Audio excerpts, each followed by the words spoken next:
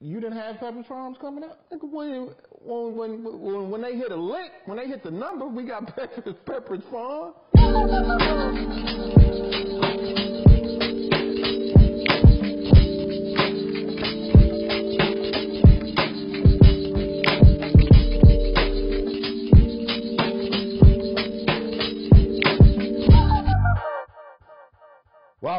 Welcome. We back. TunetheFork. I'm Life. I'm James. It's TunetheFork. Thank y'all for all the support up until now. Don't forget about them Spotify playlists, man. They continue to move. Yeah, they are. So you good, man? Yeah, I'm good. I'm good. So we want to talk about my man here donated a kidney. And we want to be intentional in these conversations because I want to make it as personal of a story as I can. Okay. So won't you just give me, well, let's start. So talk about when you initially got the call or how you found out about the need and sort of where you were at the time in terms of your thought processes. So about 13 years ago or so, I started working with this guy, and he was a cool, smooth brother, funny as shit, just a good dude all around, family dude, and we hit it off pretty quickly and easily at work. And one day he was like, "Hey man, I want you to come by and meet my family." Right. And go by his house, meet his family, beautiful wife. He had has twin boys. I think they might be around 20 now in college, but back then, they were little knuckleheads. And just over time, the work shit translated into a brotherhood and a family. Right. And I'm always connecting with people's like family when given like the opportunity. Yeah. Because like all of that stuff is intertwined. Yep. I feel. Yep. And so I just started actually developing a closer relationship with his wife. And so not only did I actually acquire a brother, but I also acquired, a sibling type relationship with the wife. Right. Few years back, she started struggling with some issues, and come to find out her kidneys were failing. And she needed to get put on the donor list. So in 2019, I was over there and basically offered to donate. Okay. Now, this woman is such a beautiful woman. She also had other people donate, right, or offer to donate. Mm-hmm. And one of the things, and so when I went through the process to try to say, to determine whether or not I would do it, I looked at the person. Right. And it was like, is this somebody who's worthy of something like this? Wow. Which they were. Is this somebody who actually lives a life that reflects all of these things, that they would even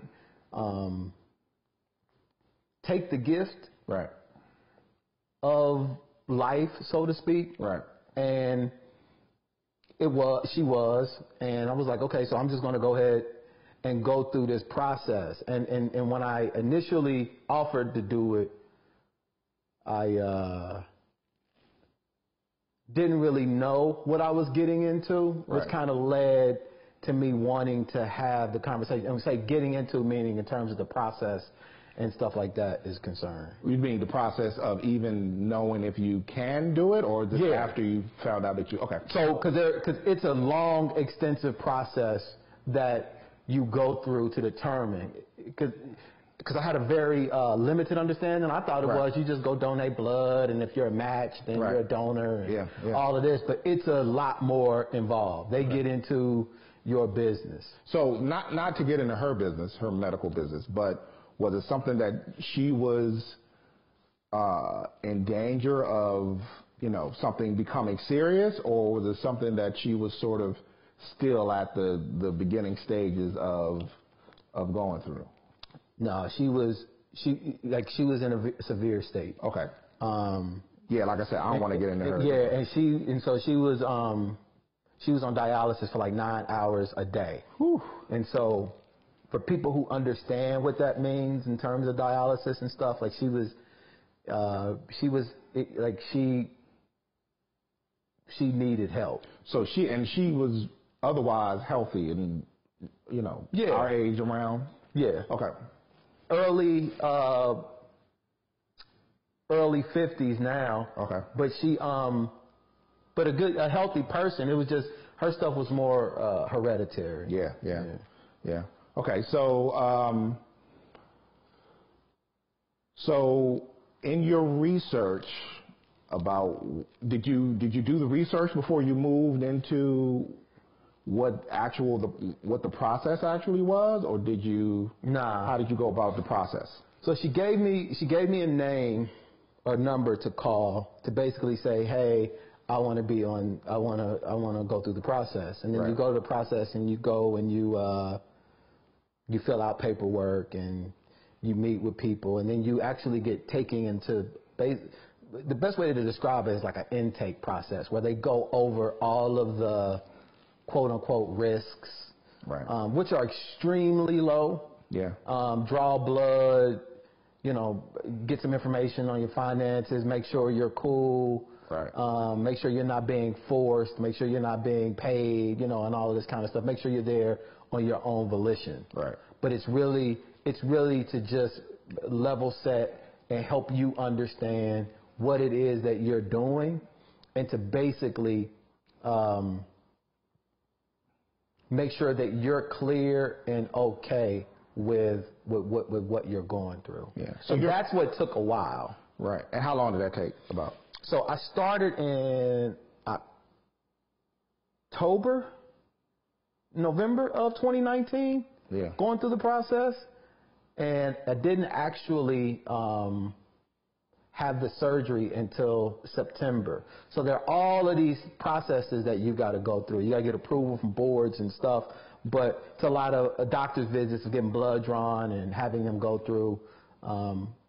September of 2020. September 2020. Okay. All right. Yeah. But what I realized going through the process of deciding to do it is it's not as bad as I thought it was, Right. and how I think people thought it was Yep. when I had talked to them about the idea of doing it. Absolutely. Because there were all these preconceived ideas about what the process was. Yeah, and that that speaks to what we sort of I guess the meat of what we're talking about are those preconceived, sometimes merited ideas about this kind of thing, whether it's just healthcare in general. Yeah. Donating and exams and all that stuff, and how we feel. Because I've never heard of, like, you're the only guy I know that's donated anything to anybody. You know what I'm saying? So that is, and most of it, like you said, so when you went through your own research, what kinds of things did you come across on both ends of it being something that's, fairly simple, fairly a simple process, and something that all of the craziness that's out there? Bro, it's extremely simple. Yeah. It's extremely simple. And the risk is extremely low. Right. And it's the act that is the most courageous part that I figured out actually going through the process. Talk to me about that. So once you do it, you're like, this ain't that big of a deal. Do what? Donate decide to do it, or actually go through the actually whole... donate the kidney. Okay. Like, that is not the biggest part of it. Right. or was not the biggest part of it for me. Let me make sure, because somebody will be like, I know somebody and they died on the table. Like, I want to make sure that I'm clear. Right. The process of donating the kidney. Right. Getting the blood drawn, having the evaluations and all of that is the hardest part of the process. Right. Because the actual surgery itself is about 2 or 3 hours long. And then you're in the hospital for a couple days just to make sure you're cool. Right. But the reaction that I got from people, and I think it was because, like you said, like you don't really know anybody, and I really didn't either. Right. And when you go into these places, they're like, oh, you're like as a black man, you're like a unicorn. Right. And it's like, damn, like you're donating a kidney? Like our doctor, bro, was calling me a superhero. Wow. Because of what I represented and the actual thing that I was deciding to do. But the thing just felt so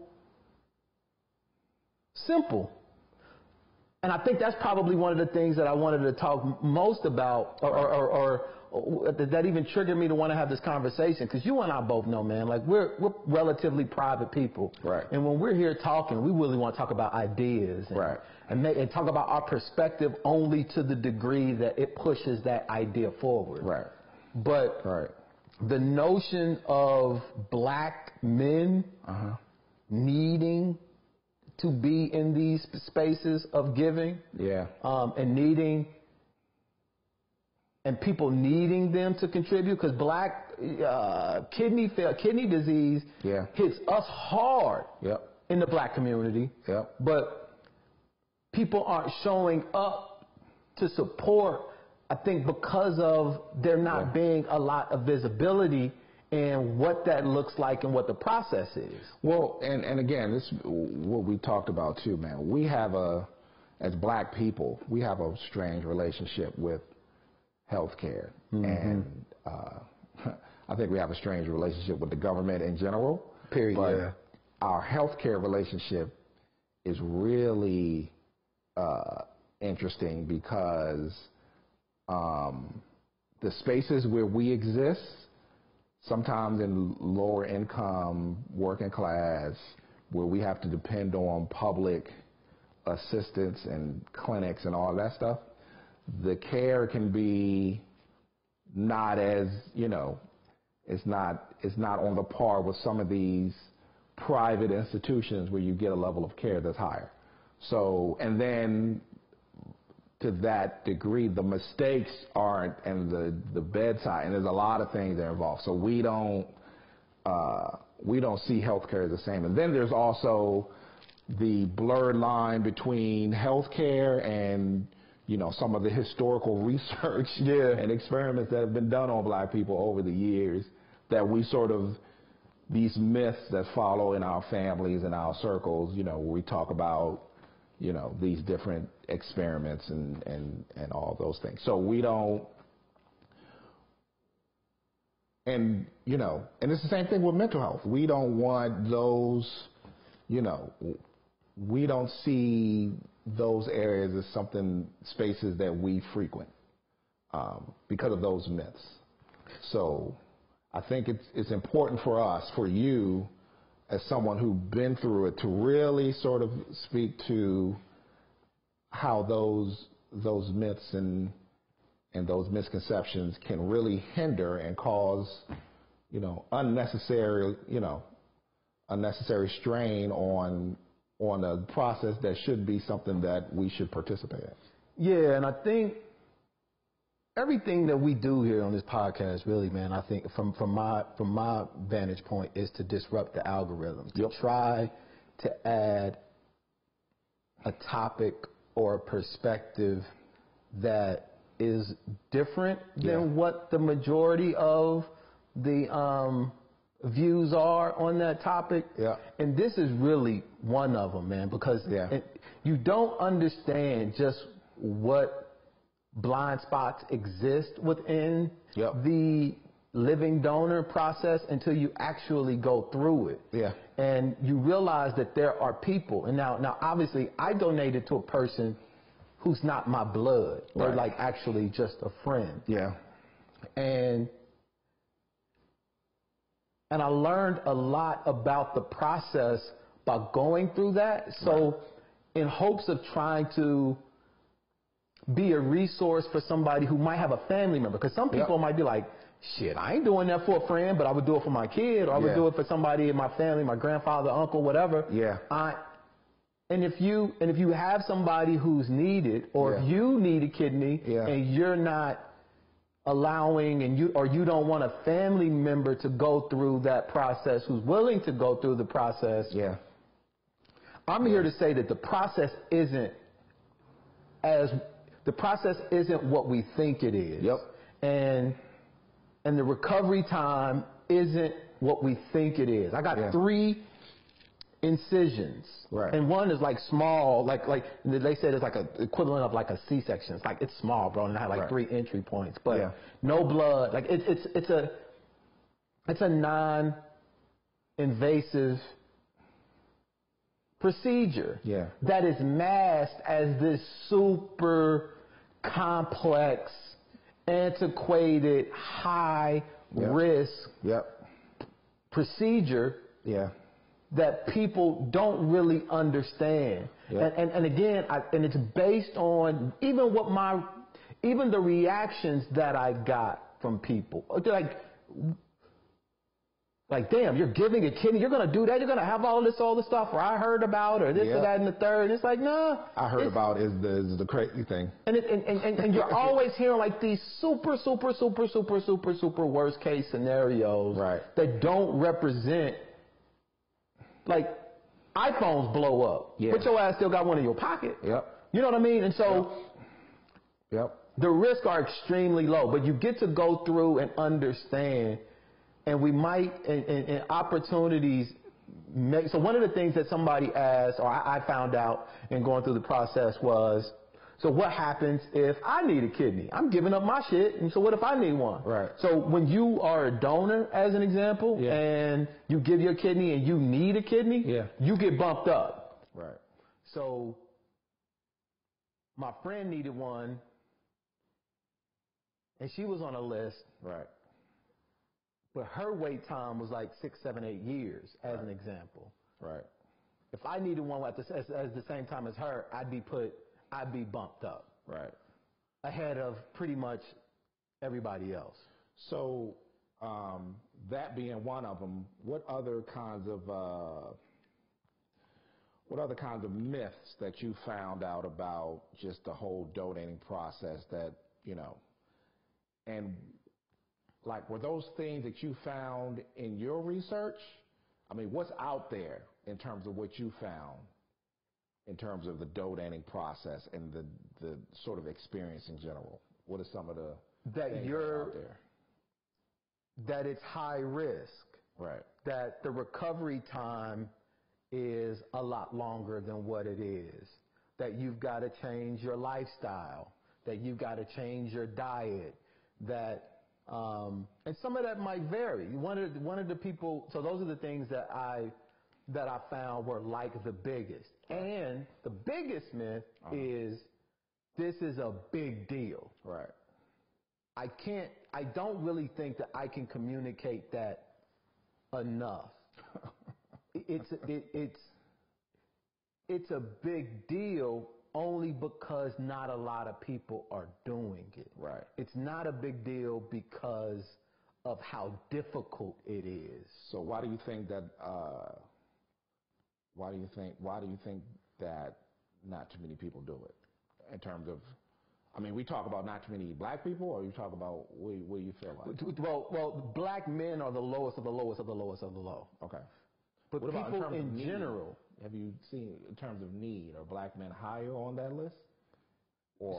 So kidney disease, and I don't know what the specific numbers are, impact the black community. And I actually agreed to participate in a study where they actually studied the blood of black kidney donors, because there's some things that they're testing to determine, because some of the shit could be genetic, and some of it they're at a place now where they're trying to determine if it's genetic or if it's based on on your diet. And we know like black communities are under these food deserts and stuff like that that exist within the black community is actually one of the things that they feel are contributing to kidney disease. Because some of it is hereditary and some of it is diet, lifestyle. So I agreed to participate in the study that is going to allow them to use my shit to figure out what's what. But it impacts us more than white people, but we're not contributing in the same way. And some of it got to do, I feel like, with religion. Like, I want to be buried with all of, my parts, and why, I don't know. Like, if you think you're coming back, okay. But until you do, I mean, I don't know. Like, it's hard for me to even try to get into them types of conversations, but. Yeah, it's bigger than just that, man. We exist with all kinds of myths and these sort of outdated thoughts about a lot of things, and that's just one of them. So. But what contributes to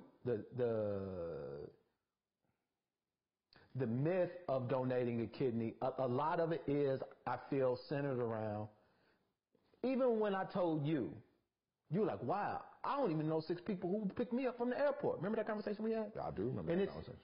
And it's because of, and even when we look at your reaction to it, it's not as bad. And don't trust me, bro. I wish I could come up here and say that I did some cold-blooded shit. I do, because I would throw that in motherfuckers' faces. Like, I just like, nigga, what have you done? Of course, what you done, motherfucker? Whose life you didn't save? Slight ass. But I can't, bro, because it's not that big of a deal. Yeah, even the conversation that I had, when you told me you were doing it, it surprised me because I was like, I'm in the same,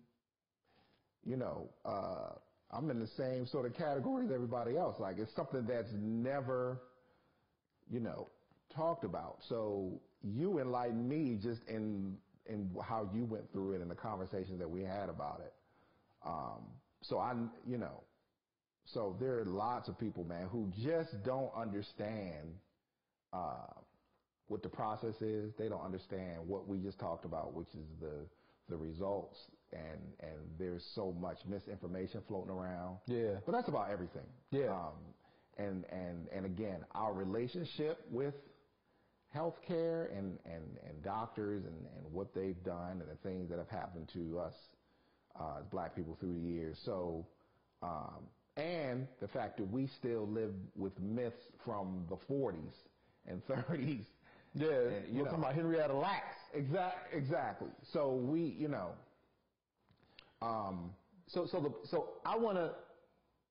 So to be clear, yeah, I am not special.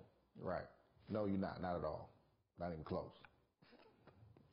The exact opposite. At best, below average. Below average. Yep. And I did it. Yep. So, and I would do it again. Yeah. And one of the reasons why I wanted to have this conversation, bro, is because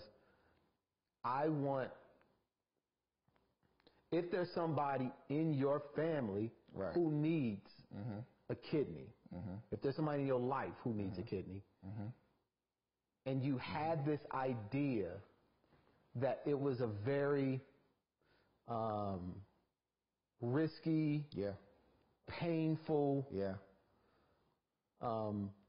life-changing procedure where you would have to do a gang of shit different. Yeah. And if you're doing some wild shit now, you might want to change that anyway. Yeah. So, but if you know what I'm saying? So, like, can't drink. Like, yeah. You can still 40 today? That's a good question. You can still drink. Yeah. You can, I don't drink, but if you were a drinker, like, they're measuring and testing all of that stuff. Right. So if you do get to the point to where you have been approved to donate a kidney, then that means that you are extremely, extremely, extremely, extremely, extremely low risk. And and people think that they'll take any. I mean, we exist in spaces where we think that they will just take something from you, you know, and leave you to die without giving a fuck about you. So we don't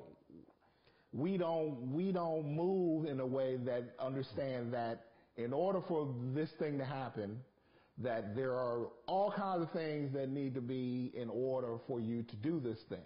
And one of the things that they have injected into the process, I had a whole team of people that were dedicated just to me. I had a doctor, I had a urologist, I had like 3 or 4 doctors, and basically it's just a group of people trying to talk you out of doing the shit. So these are your advocates. These are the people who are telling you why you shouldn't do it. Why you should get away. So their job is to paint as clear of a picture possible. And because the recipient has her own doctors. And their job is to save her life, and your doctors on your side is to save yours. That's an important point, man, that you have to that this is not a thing where they're going to get you in and out as fast as they. This is not the myths of you laying in a bathtub and somebody taking your kidneys while you're asleep. That's not what it is. You got a group of people who are working with you and for you. And even when they get to that point, they have to take your information and you then be presented to a board. Your case is then presented to a board. That board looks at it. And these are 9 people, doctors, psychologists, 9 lawyers, and people who they will look at the case. They don't look at your name. They don't look at any of that information. And they just look at the data. Because once your doctors approve you, once their doctors and all of their people approve, then they take the whole case and submit it, and then that board approves it, and then it goes to another board, and that board approves it, and then you have the surgery. And again, that speaks to that there are processes in place to make sure that A, nothing happens unethical, and B, that you're not at risk. And again, I think that we believe the myth that we consume from spaces. So overall, you know, if this is something, and this probably speaks to a lot of things, it's just the proper research that exists. There's data out there, there are places out there that exist to get you proper information that you don't have to talk to your Uncle Earl who heard that somebody, you know what I'm saying, or they laid on the table, they took both their kidneys. You know what I'm saying? So we need to just overall stop existing in spaces where we believe myths and not get proper information about our health, whether it be physical or mental, about just the world and how the world moves, you know what I'm saying, about different places and cultures, but definitely about our healthcare, man. We believe stories and myths from people who have, you know, who have no real data. They just heard from somebody who heard from somebody, and you're hearing from somebody who actually went through the process. And your experience is not unique. That's how all of them go, I'm assuming. The large majority. Right. And if you go to Thailand and you in the alley somewhere, then it's going to be different. But if kidney disease is impacting the black community at a higher rate than all others, because when I Google black kidney donor, if I hashtag it or do any of that, we're nowhere. There's one group that I found that I think may be a UK group that started a hashtag called Black Kidney Donors. And I am shout out to them. And I started following them on Instagram, and because I want to increase the visibility, man. Yeah. I want to change I want to contribute to changing the idea that we're not present. We're needed. Yeah. And we always talk about standing up for ourselves and for one another. Yeah. And taking care of our community as best as we can. Yeah.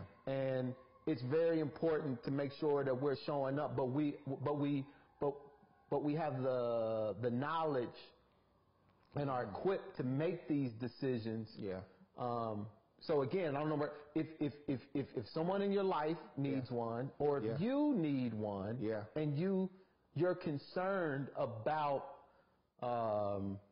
what your family member is going to go through by donating to you. I'm here to say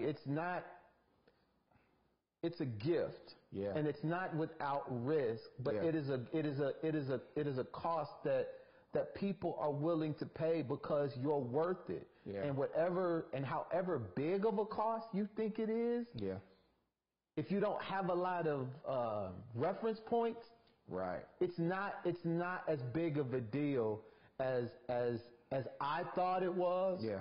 As most people think it is, who I've talked to about it. Yeah, and I mean, the bottom line is, if you do,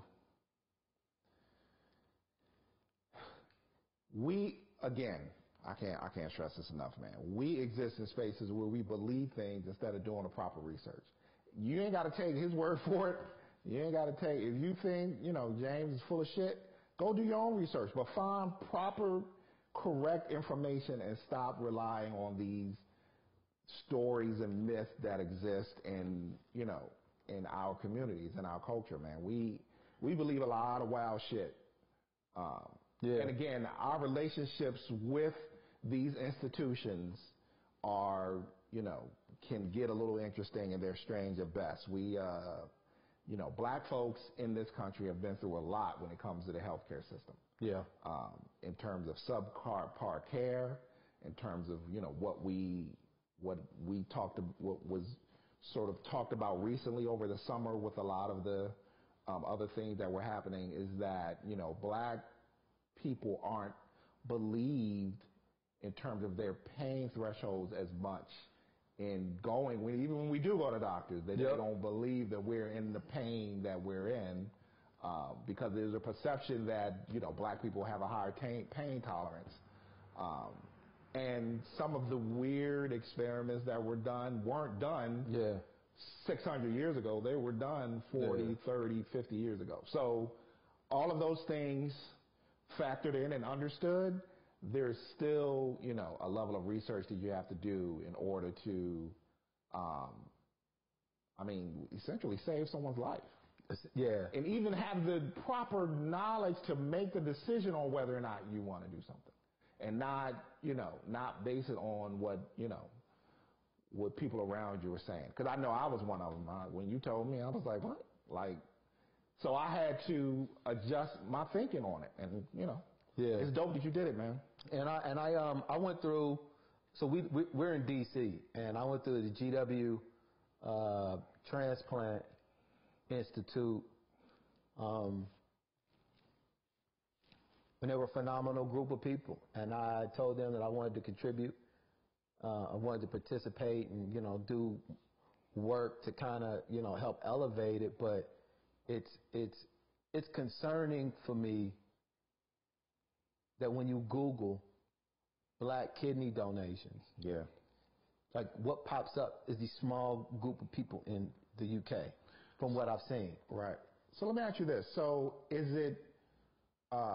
there a cost involved in donating? Do you have to have your own health care or, insurance? So all of my stuff was covered by her insurance. Okay. I did not pay a dime. So that's her, and we all know how insurance works. That's her insurance on her having good insurance, or that insurance no matter what your level of insurance is? See, that I would not know. Okay. So I know that she's a teacher, and Maryland Public Schools. Yeah. So I'm sure they've got good insurance. Right. But I do know that once you are asked to be a donor, Right. that they do ask you questions about, like, make sure, like, you know, you're not, what your financial situation is, you know, just to make sure you're, like, not on the street or no shit like that, or selling something, selling it for selling the kidney, basically. Right. So if, like, those costs, once you enter into the program, Right. they will lay out for you very clearly and very quickly what that's going to look like. Right. Because once you've gotten to that point, they already know what that's going to look like for the recipient. Yeah. So if anybody knows how that works in terms of across insurances, whether it's, you know, sort of public assisted, Medicaid, Medicare's, comment below or shoot us a DM or whatever. But because if you're agreeing to do it, I can't imagine any of that going against your. I don't even think you need insurance, but because like, so even when I did it, they gave me like a donation card that I would use basically as an insurance card. So every time I needed to go to get a test done or to go do this or that or the third, her insurance gave me an insurance card that I used. Does that cover like anything that would happen because of, you know, the process that you were going through? Like if you needed any additional care, do they cover that as well? Yes. Okay.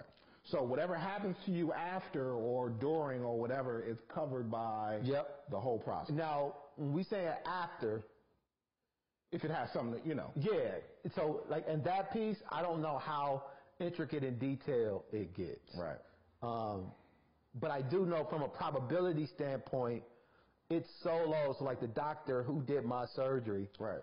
And I don't want to put his name out there, but he's done thousands of these, man. And he ain't had no issues. I mean, I asked him, you know, because I'm curious, like you, I'm interviewing you, motherfucker. Yeah, for sure. You know, what you like.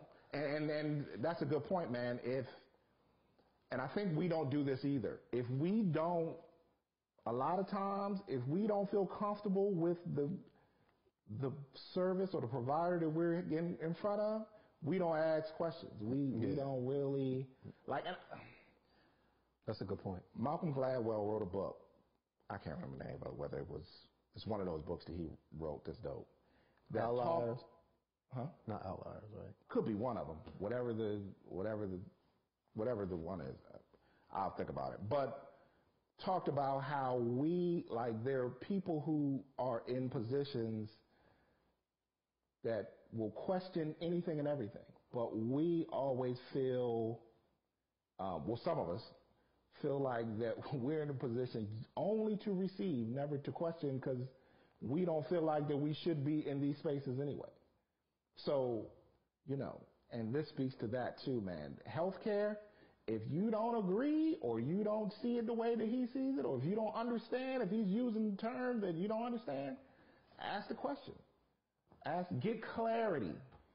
Because if we don't, sometimes it's brushed. And if it don't, and I'm pretty sure you know this, if you didn't feel comfortable, either you would go to another doctor or you would ask proper questions. Dude, doctors are just people. Yep. And you have a right to tell them, I'm uncomfortable. That's right. And I don't like the way this is going. That's right. They work for you. It's not the other way around. Yep. And it's like that in a lot of these cases. Yep. And you don't have to be disrespectful. You know, you ain't got to start wilding out in the doctor's office. But you could say, hey, look, stop. You're talking too fast. Right. You're using words and terms I don't understand. Yep. I need you to slow down, please. Yep. And let them slow down. Have them break that shit down in baby bites until you get it and until you understand. That is your right as a human going through a process. And if they don't, and again, dog, I'm telling you, we don't approach these things. No matter how much we wild out and how much we just are doing crazy shit, we have this sense of that there are figures of authority that we don't question. Like, if that doctor, he or she, if the doctor is not giving you clear terms, or they're giving you an attitude when you want clarity, get a new one. Ain't no, you know what I'm saying? It's no shortage of them. But, you know, I've had experience with doctors where I've asked questions about children, about my children. And I felt like the answer they gave me, was filled with a level of, what the hell are you asking me this for? Attitude. You know what I'm saying? And I knew right then, I won't be coming back here. Yeah. Like, that exists. And I think that,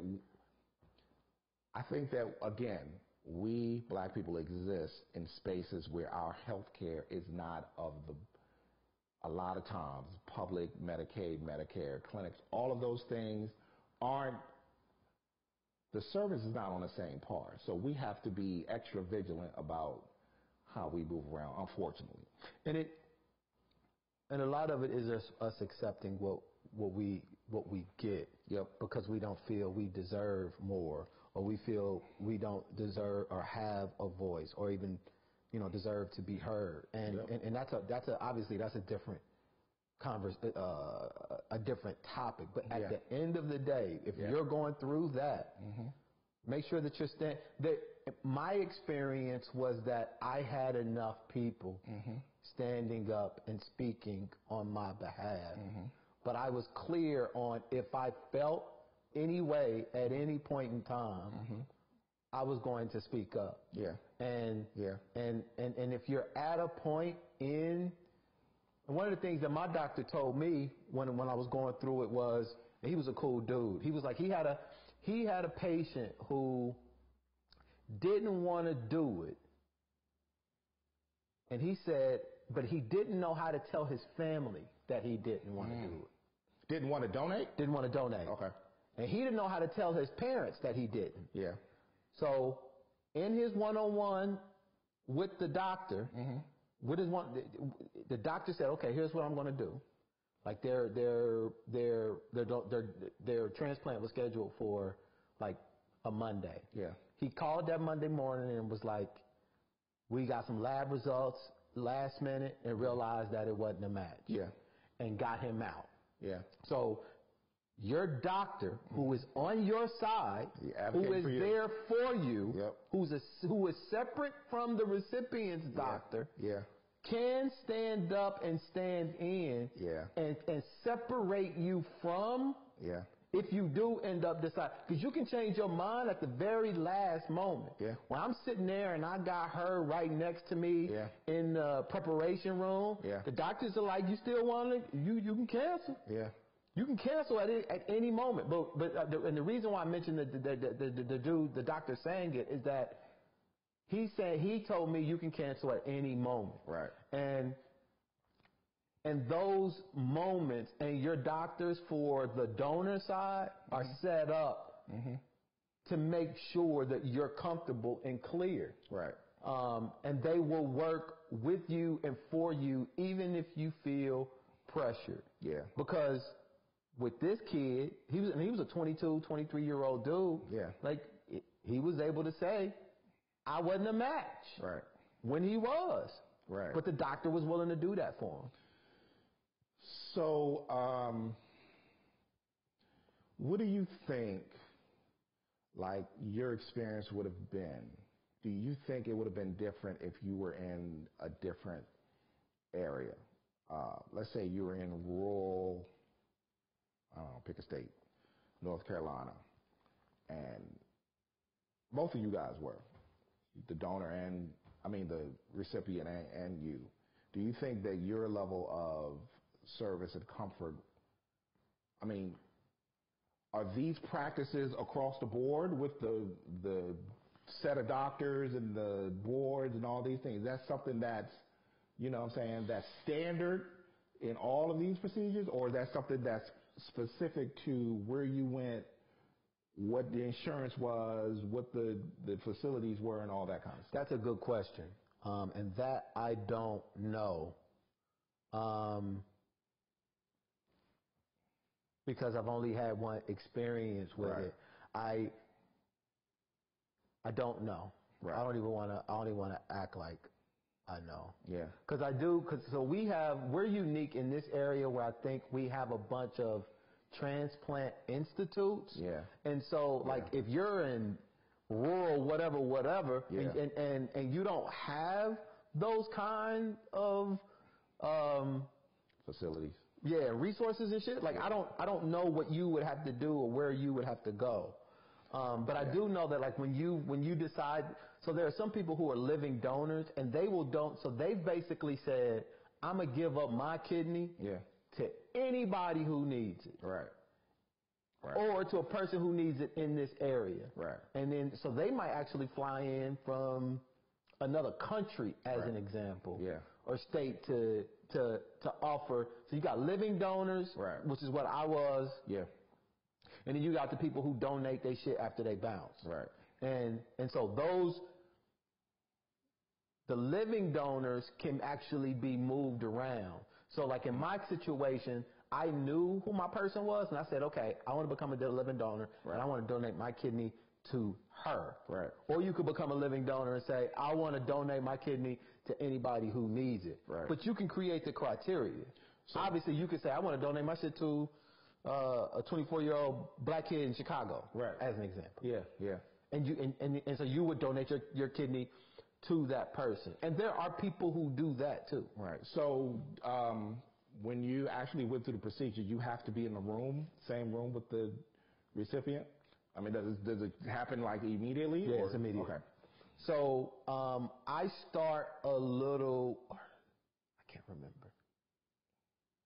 I think she starts a little, the faster they take it out of you and put it into them, the higher the probability is. So she's there, and she gets started a little bit before me. Right. And then I go in, and they, like, take my shit out in, like, 5 minutes later or whatever. Right. Because she's not in the same room. Right. She's in an adjacent, okay. What's the word? Surgery room or whatever. Right. And so they just basically take it out of me and put it into her. And they say, and they like do like they connect it. Right. And it starts pumping immediately. Wow. That's crazy. Or working immediately. I don't know. No, my bad. Producing urine. That's how they can tell when it's working. When it starts, if it's producing urine. They ain't rinse it off or nothing? I don't know that, bro. They probably didn't. Probably cost money. Rinse it off. Run some water over it. Just put it in now. Let's put it in alcohol. Just wash it off. I just want to dip it in some isopropyl. spray some Lysol. Hydrogen peroxide. Let it bubble up. Man, stop being black. See, this is why we can't. See, this is why we can't do nothing. If we talk long enough, well, that motherfucker will be in some Kool-Aid. Soak it. It's some red Kool-Aid. Y'all not gonna soak it before y'all? Nah, man. Kool-Aid and Frosted Flakes. Some what's this? Some Comet. Y'all not gonna put no Comet in that? When last time you used Comet? Hopefully, I ain't never got to use Comet ever again in my life. Me neither, bro. That and I don't want nothing that gets that dirty that I got to use Comet on it. I forgot about Comet. Comet, man. My mom we used to get so dirty outside, dog, playing, that my mom would put Comet in the bath because we was that dirty. Yeah. And get a brush and would have to she wouldn't use a brush, she used a washcloth, and she would like Comet, dog, like. And I look back at how dirty you have to. I mean, how much dirt do you have to have on you to use Comet? I mean, there's so many layers and levels of dysfunction. No, listen. No dig at your mom's. Right, but it was just what she thought that would. That's what I'm saying. Like. I mean, it ain't. I'm not damaged because of it. I don't never like. You are, but it's not because it don't make me feel like. No, but you're damaged. Like your skin is damaged. You think so? Like your spirit is damaged. You bathed in Comet. I did, though. No. Hold up. I didn't bathe in comment. She just used it as just an accent to make sure that she got all the rough. An accent. Spaces. So what if Rough she put spots. pneumonia? What if she put ammonia in the water? Is that an accent? Like a smoke, like a cap full? You gotta do what you gotta do. You gotta do what you gotta do. Accent. How dirty are you that you needed comment to? Remember lava soap? I do, dog. I do. Did y'all have that's the same thing as comment. What's the difference? Like you the gonna green, sit there and judge me over? Got them little. Come on, dog. Flavor crystals. Lava soap was for dudes who worked on cars. Yeah, and man. You was washing with lava soap. Man, that's what you. They still sell lava soap, dog. Man, listen, I don't know. I see it in the store. They still sell, and it's the big bars too. So, As we you want to go to the music? try to get back. Yeah, I don't know, man, because I'm gonna be feeling like you be disrespecting my You music can't taste. mention You know what I reggae mean? again, dog. I can. I can mention whatever I want to mention. Number one, Not if you you're a hater. plan on being respected. But dog, you listen. Your Toots and Hotel. your musical upbringing, dog, has been so limited and stunted. But yet, you come on here and act like you get to ridicule someone with a vast, broad, well-rounded taste in music. And that is disrespectful. Who got bathed in comic. Who got bathed in comic. Both things can happen and both things can be true. But one cancels, So you think one cancels the other out, though. It can't. Impossible. So you think that the fact that you didn't get bathed in comment speaks to your limited, shitty music view? No, but I'm better than you because I didn't get bathed in comic. But you use lava soap. Oh, it's great. Can't be Because better when than you this. mix that with the At Irish least- Spring, dog. Why are you mixing those? Like, that don't I'm make just sense. talking shit at this point. At least my mom used Dove, right? For the Oh, y'all had money. and Wait a minute. Let me find out. It's an accent to make sure that they get the rough spot. All this time you was middle class. Nice, bro. I'm gonna say Dove soap, showing Dove out. soap. That might as well have been Versace soap. nah, Dove. Dude, Dove was that, expensive. That speaks to where you. Say it wasn't. I don't, Say it wasn't expensive and make yourself look like that on the internet. I don't have no friend. Dove soap in the 80s and 70s was not expensive.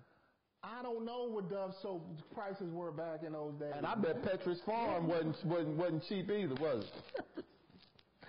Wasn't expensive. You looked at Pepper Farm like it was Petra Farm cookies? Yeah. Them shits was expensive. Yeah, but you didn't have Pepper Farms coming up? When they hit a lick, when they hit the number, we got Pepperidge Farm. Shit. Dog, when that 527 came through. See, that's the issue, man. You have your upbringing was limited in everything, but you're gonna sit here and really, you know what I'm saying, disrespect my music taste? Because that's what I'm supposed to do, because I'm limited. That's what limited. You right. That's your. You want me to be something different? Yeah, I should know. I'm limited. I'm trying to help you be better. But you still just. So what new reggae joints are you going to send me that I ain't gonna listen to? I'm not gonna send you nothing else because you're disrespectful. But what I did listen to was I got some Rufus and Shaka Khan albums. Ooh, right. But I just started listening to. I did something I ain't done in years, man. Just listen to full records, like from beginning to end. Yeah. Not, you know what I'm saying? Not just particular songs. Rufus and Shaka Khan got joints. Minnie Riperton got album cuts that are crazy. You Take a little trip, bro. Come on, man. She got some joints with Donnie that are crazy. What was that album? The first joint she did, Stevie produced, didn't he? Yep. What the LaFleur? I can't remember how. No, that that was the band she was in before. I forgot the name of the band. But yeah, the Flower joint was one of those first albums. But then Stevie did the second songs on that band's album. And then after they broke up, he did her first album. See, Minnie Rufus. Yeah. Yeah. And who That's else? it, man. Wait. Oh, you know who else had joints? George Benson. Oh, Breezing? Joints. I think people sleep on George Benson, man, as one of the greats. Masquerade is one of my favorite songs. Of all time. That's one of the greatest. One of my favorite songs. Like even how it starts. Yeah. And just like it's like a if you took a wave and mixed it with like a summer breeze and water with cucumber slices in it, and that has like an umbrella on it, bro. With like some flip flops. Yeah. On some perfectly manicured feet. Yeah. And you get to hear and birds in the background. Birds in the background. Seabirds. Like that's that song, bro. You're right, dog. And the story is an opera, dog. The story is so clear and so like, the tone and the emotion behind the story is so clear, man. It's beautiful. It's a beautiful record, man. It's beautiful. Masquerade by George Benson. If you don't know it, please do yourself a favor and listen to it over and over. Everything about it is just beautiful. Yeah. And it's a remake of no, it's not. I'm thinking it's another Masquerade that Biggie took the sample from. Oh, I was gonna say I was gonna have me thinking it's go immediately. It's another Masquerade Biggie took. I forgot who did that one. Took Who Shot, or is it Who Shot You? One of those that he took. Anyway, go ahead. What you listening to, man? I've been listening to Pistol Pump. Nah, I had to let it go. It was conjuring up too many destructive thoughts. Nah, I've been listening to some of Terrell stuff, man. Come on, man. Like, dude, as a matter of fact, I'm gonna have to play some of it for you. Yeah. You say you was gonna send me the other joint. Which one? At least let me hear it. Which one? The one we were talking about last week. Oh, I gotta play it.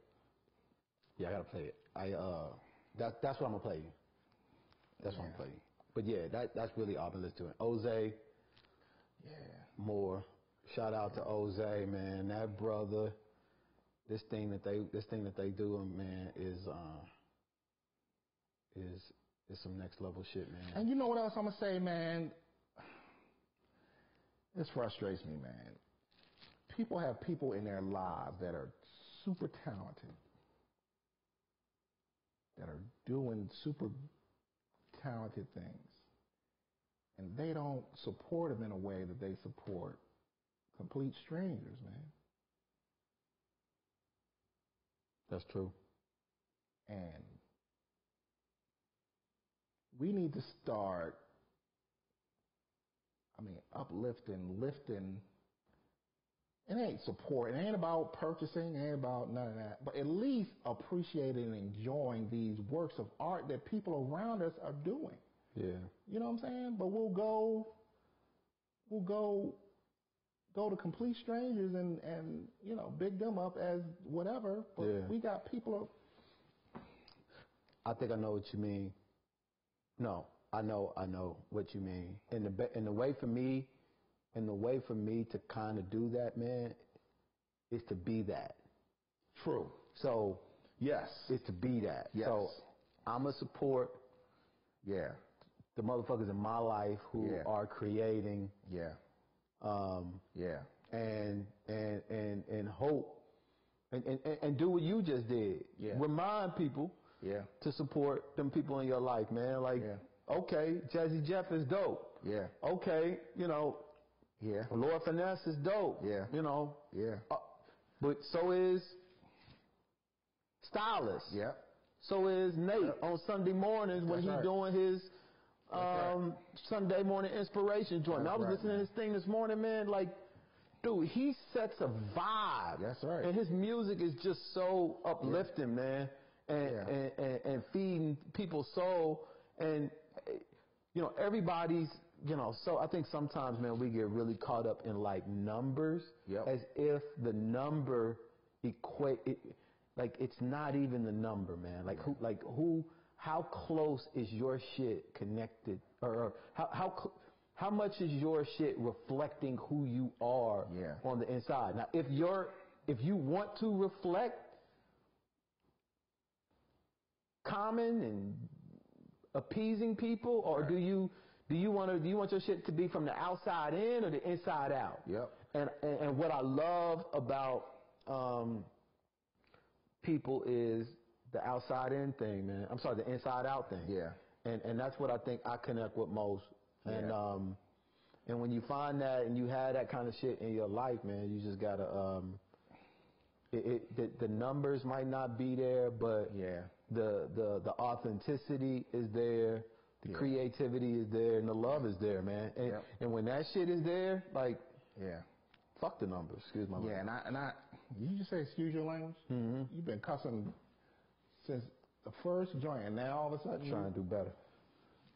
Yeah, man. The thing, I think I struggle with that, man. I think that I want to do like more, but I think that DJing for me has always been about the connection in the spaces, the energy that's exchanged and runs and circulates throughout the whole space. So this virtual, and I'm pretty sure I'm like a lot of people, this virtual thing has been hard to find those connections, but it becomes about an outward expression, less in these times, less a energy flow. Yeah. Right. So, and I think I think that when you have something to offer, that you're offering it up to a larger, you're expressing something to a larger universe than just, who you think is watching you in the moment. And I think that's always a mistake, but it's definitely understandable. But sometimes, man, Sundays I put it on the TV in the house. And they're like church in a way, like service. Exactly. Yeah. Exactly. His imagery, his video clips. Yeah. Yeah, Stylist too, man. Stylist, I mean. Man, I was listening, and I was like, I couldn't stop. Yeah. He gonna be on today, 6. Yeah. I mean, when y'all see, anyway. Yeah, and it's a lot of, like I said, man, it's a lot of people in circles, probably in your circle, who are doing creative things that,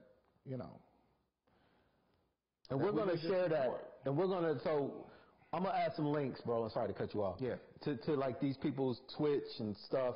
We're gonna do Harvey Dare, he's dope. Yeah. Miss Her, Ebony. Yeah. Nate Jeezy. Yeah. Stylist, Vibe Conductor. Yeah. Corey T. Yeah.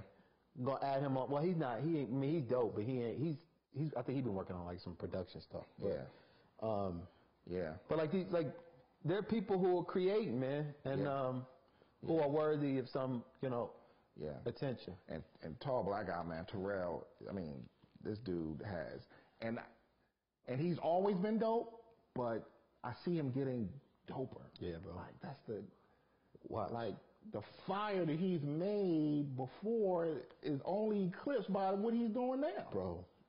And that's crazy. He's going into another joint, man. Exactly. But let's get off this joint so I can play this. Yep. Thank y'all for attending. For sure. Hit us up. Yes. I'm going to start a hashtag Black Men Donate Kidneys Too. It's long, but ain't nobody got it. Yeah, and bottom line is, if these are the things that you're interested in, do your own research. Don't ask your Uncle Earl. Don't ask, do the research and find out in your town what the actual process and where they're pretty sure there are advocacy groups. There's all kinds of information out there that you can find out in your city about what that process is.